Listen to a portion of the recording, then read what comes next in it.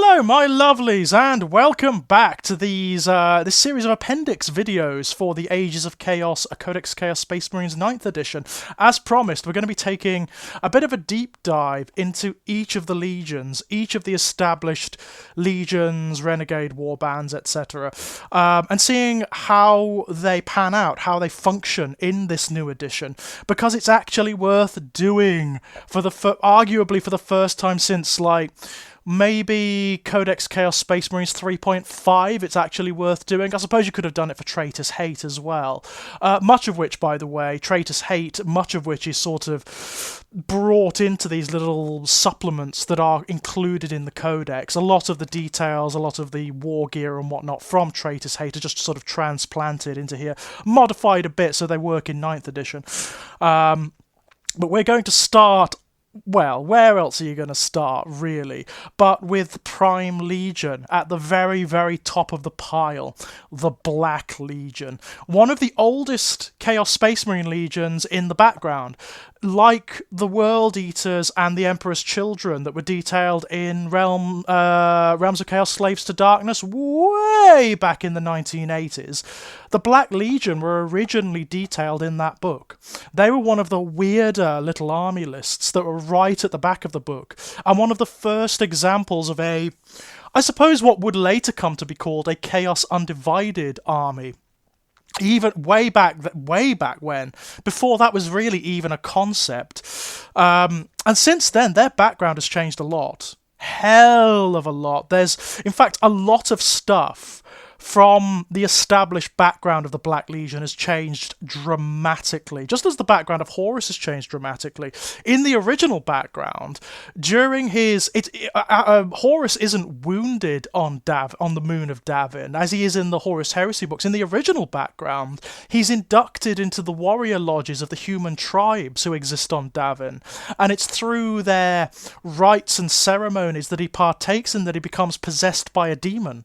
That's actually what happens to Horus. And in the original background, the Black Legion emulated that factor, so they had loads of possessed Chaos Space Marines. That's not true anymore. Horus wasn't possessed by a demon. He was sort of corrupted in a more direct way. It's down to his choices, ultimately, which is a better way of doing it, actually, because it gives Horus more agency. It's not the fact that the Horus who instigated the heresy is just possessed by a demon. It is still Horus that's doing it, right? It gives him a little bit more character and agency.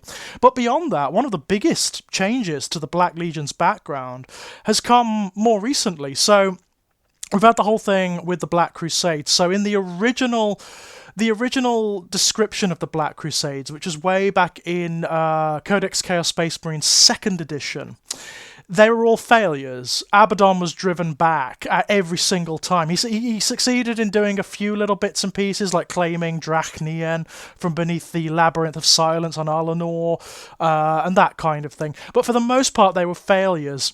Recent iterations of that background have rejigged it so that each of these Black Crusades was actually a success.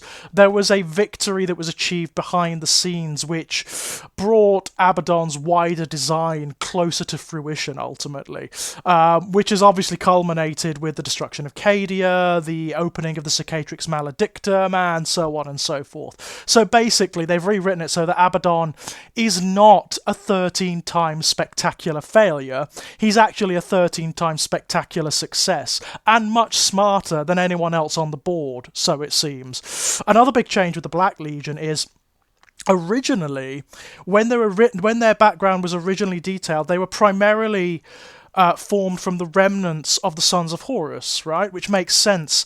That's kind of still true. They were originally formed from the remnants of the Sons of Horus, but not just the Sons of Horus. Also members of lots of other traitor legions as well, who were disenfranchised and disaffected with what had become of the traitor legions, of their parent legions, of their primarchs, and so on and so forth. So this came about, of course, in Aaron Dembski-Bowden's Black Legion books. So when the Black Legion is originally founded, it's actually a kind of quorum of different exiles from different traitor legions. So you've got Iskander Kane, for example, from the Thousand Sons, who may or may not be Egethmor the Deceiver. We don't know. Or may or may not be Zarafiston, Abaddon's right-hand sorcerer. We don't know. It's all sort of up in the air. But it was actually a sort of coalescence of members of different traitor legions, as opposed to just the remnants of the Sons of Horus. And since then, it has become this mass coagulation, this coalescence of warbands and renegades and traitors from not only all of the traitor legions, but also recently turned traitor chapters, renegade warbands, and so on and so forth. It's much bigger and more expansive in terms of its operation and background than it ever was. Another big change is that the Black Legion are now preeminent. They are the power within the Eye of Terror and beyond. They are the prime Chaos Space Marine Legion. And that leads a lot of people to conflate them with the Ultramarines on the Loyalist side. The Black Legion are the equivalent of the Ultramarines, if you like. I say that's actually not the case at all. They're actually the opposite. Whereas the Ultramarines are the ultimate conformists. They are down the line adherents of the Codex Astartes, and they have particular ways of fighting, particular doctrines, and they cleave to their ideology in the manner of a religious faith. The Black Legion do exactly the opposite. They are this mass of differing warbands and belief systems and ideologies, all from different legions, all under different war leaders and dark apostles and sorcerers, all of whom have their own agendas. The only thing cohering them is Abaddon, really. It's the fear of Abaddon. Beyond that, they operate in so many different ways, and that's actually represented here. One of the things that really got me, there is this wonderful stratagem for the Black Legion, Confluence of Traitors. And this basically acknowledges in the rules what is now established in the background.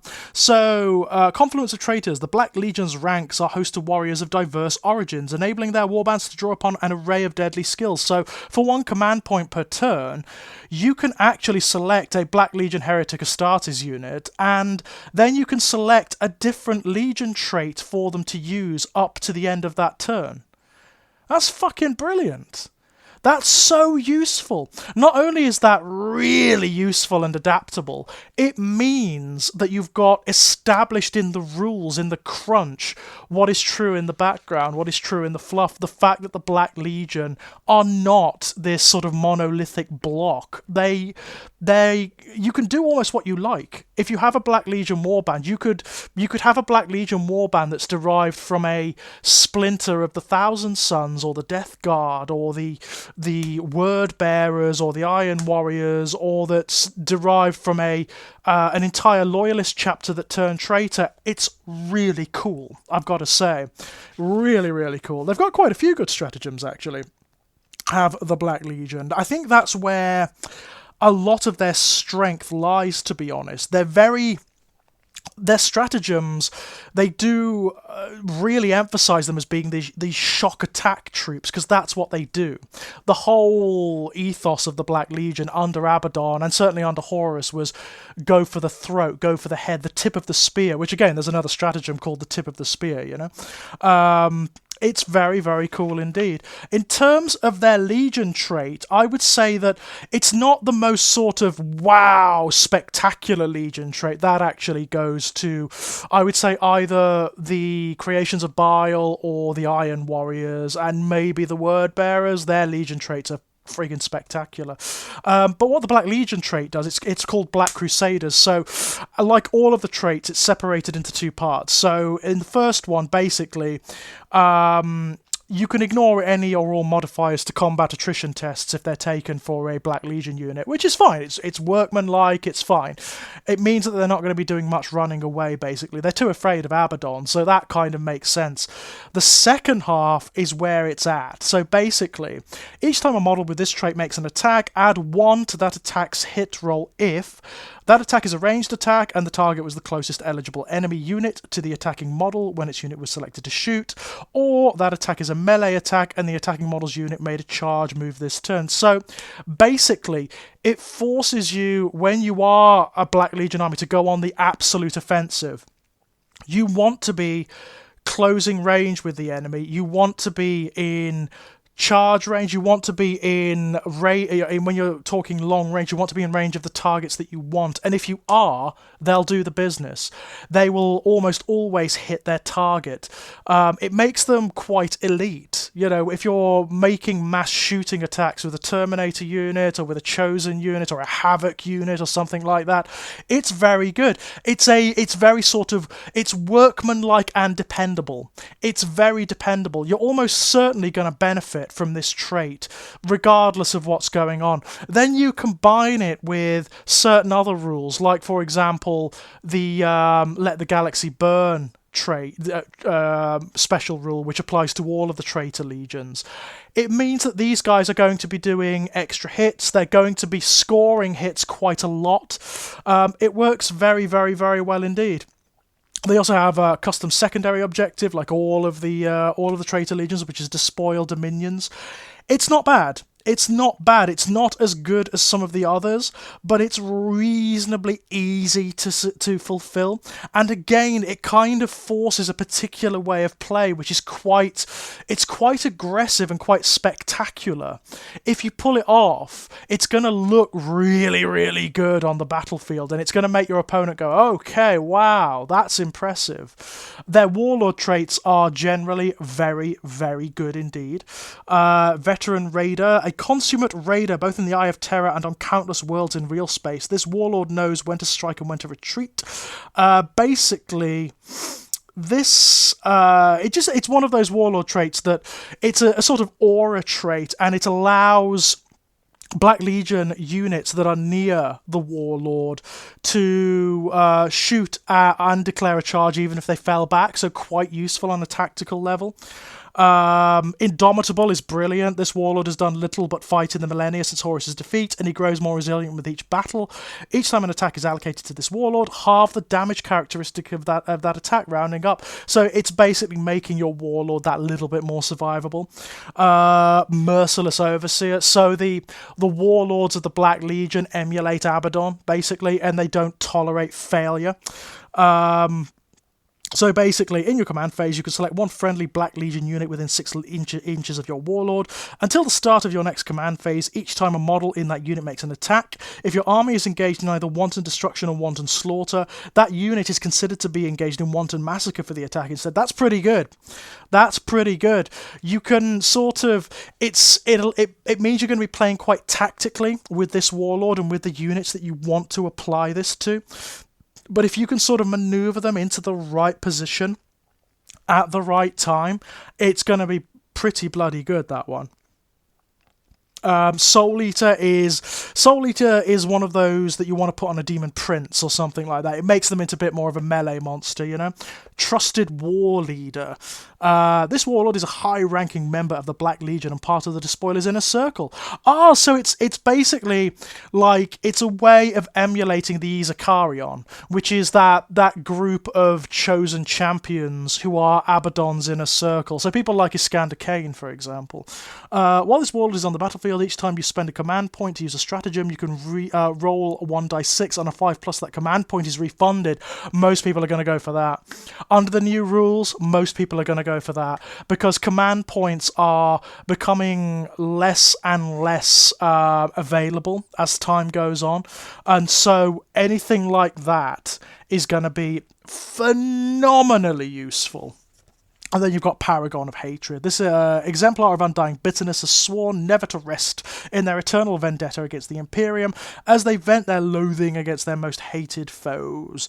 You can reroll charge rolls made for this Warlord. Each time this Warlord fights, if it is within engagement range of any enemy units, then until the fight is resolved, add 1 to the attack's characteristic of this Warlord. Oh, and if the enemy has the Imperium keyword, add die 3 attacks instead of 1. So that's pretty fun. That's a nice little sort of almost role-playing Warlord trait. It's not bad. It's not bad. All of the Warlord traits are good. I can see why you would take any one of them. As I said, the stratagems are kind of where it's at for the Black Legion. They're all very aggressive for the most part. Very, very aggressive indeed. But I can see situations where any one of these stratagems could be the turning point in either a turn or indeed an entire game if deployed correctly. Talking of the Izakarion, there is a stratagem called Lord of the Izakarion, which is a requisition stratagem. Abaddon's chosen generals are known as the Izakarion and are the greatest war leaders of the Black Legion.